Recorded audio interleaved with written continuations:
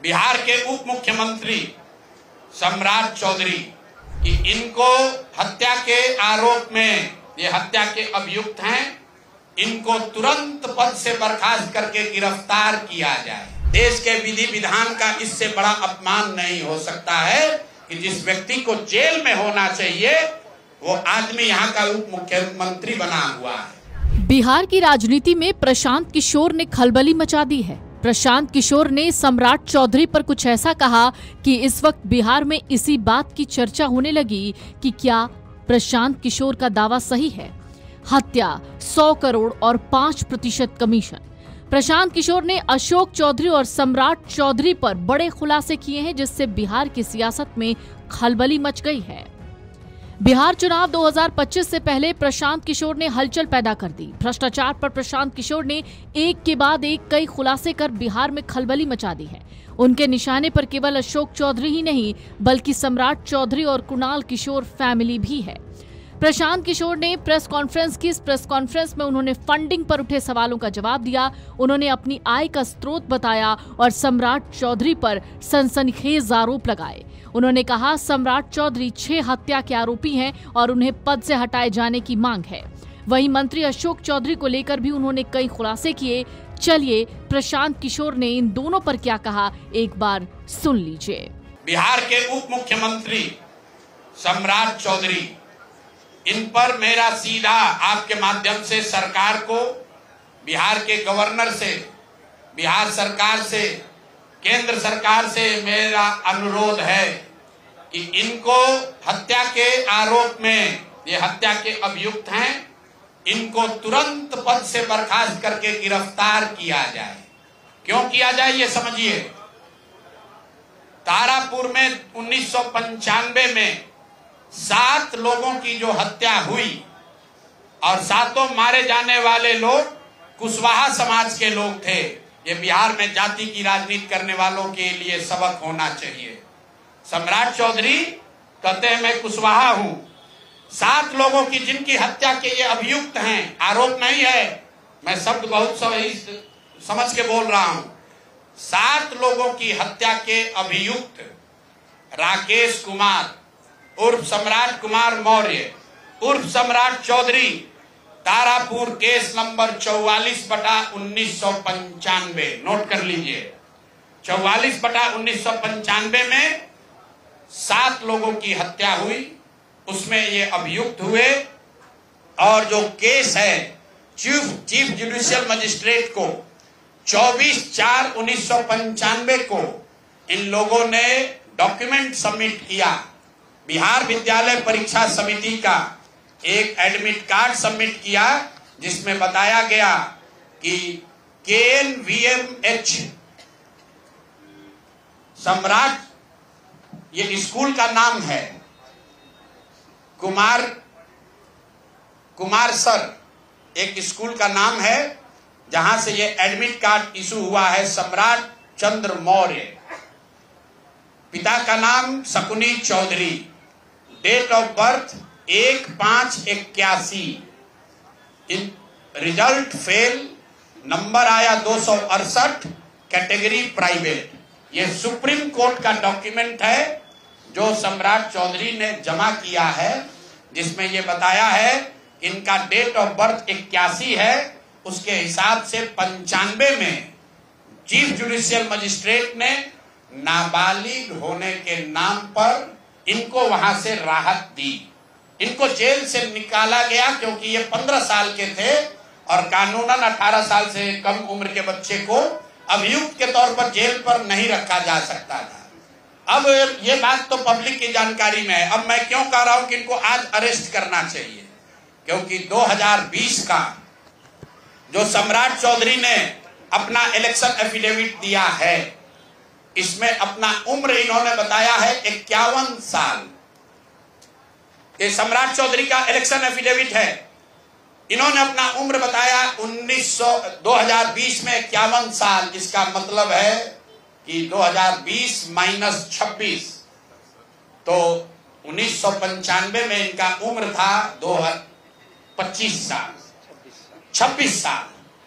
तो 26 साल के उम्र के आदमी को कोर्ट ने गलती से गलत सर्टिफिकेट के आधार पर नाबालिग होने के नाम पर अभियुक्त होने के बावजूद, ध्यान दीजिए, अभियुक्त होने के बावजूद इनको जेल से बरी कर दिया गया था कि ये 15 साल के हैं, जबकि इनका अपना डॉक्यूमेंट बता रहा है कि ये उस समय 26 साल के थे। तो 26 साल के उम्र के आदमी पर अगर 6 लोगों की हत्या का आरोप है तो जब तक कोर्ट से वो फ्री नहीं होते हैं तब तक उनको जेल में होना चाहिए। और ये आदमी यहाँ का उप मुख्यमंत्री बनकर बैठा हुआ है। तो मैं यहाँ के मुख्यमंत्री से और बिहार के माननीय राज्यपाल से ये अनुरोध कर रहा हूं कि हत्या का आरोपी, हत्या का अभियुक्त सम्राट चौधरी, राकेश कुमार उर्फ सम्राट चौधरी उर्फ सम्राट कुमार मौर्य आज संवैधानिक पद पर बैठे हुए हैं।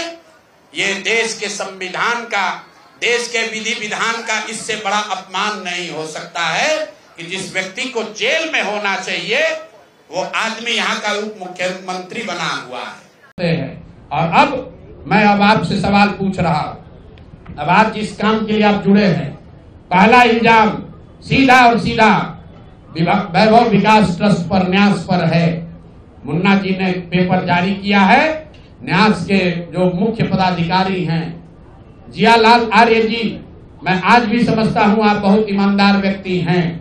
आप बताइए कि पिछले 1 साल में जब से अशोक चौधरी की बेटी की सगाई आपकी अनीता कुणाल के लड़के से हुई है, उसके बाद से 100 करोड़ से ज्यादा की संपत्ति पटना में न्यास के द्वारा खरीदी गई है।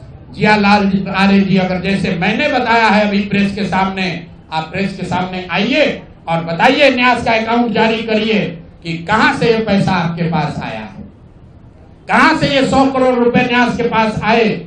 जब से न्यास बना है उसमें 10 करोड़ का भी संपत्ति नहीं खरीदा गया। पिछले 1 साल में 100 करोड़ का ज्यादा से ज्यादा का संपत्ति कैसे खरीदा गया है। आप व्यक्तिगत तौर पर ईमानदार हैं तो नीतीश कुमार भी ईमानदार है, मनमोहन सिंह भी ईमानदार थे, लेकिन जिस न्यास के आप मुखिया हैं, ये कहने से बात नहीं बनेगी कि हमको जानकारी नहीं है। मैं अभी आपके सामने चुनौती दे रहा हूं, वैभव विकास ट्रस्ट से, न्यास से लोग आकर ये बताएं कि पिछले 1-1.5 साल में 100 करोड़ से ज्यादा की संपत्ति पटना में उस न्यास के माध्यम से कैसे खरीदी गई है। उसमें मुख्य सचिव, यहाँ बिहार के मुख्य सचिव जो हैं, उनके परिवार की महिला हैं, तो अभी इनकी जिम्मेवारी है। मुख्य सचिव यहाँ पर प्रत्यय अमृत हैं, इनकी सास है मुन्ना जी, इनकी सास है, प्रत्यय अमृत की सास है, इनकी सासू माँ है, और जियालाल आर्य जी और अनीता कुणाल, ये तीनों लोग बताए।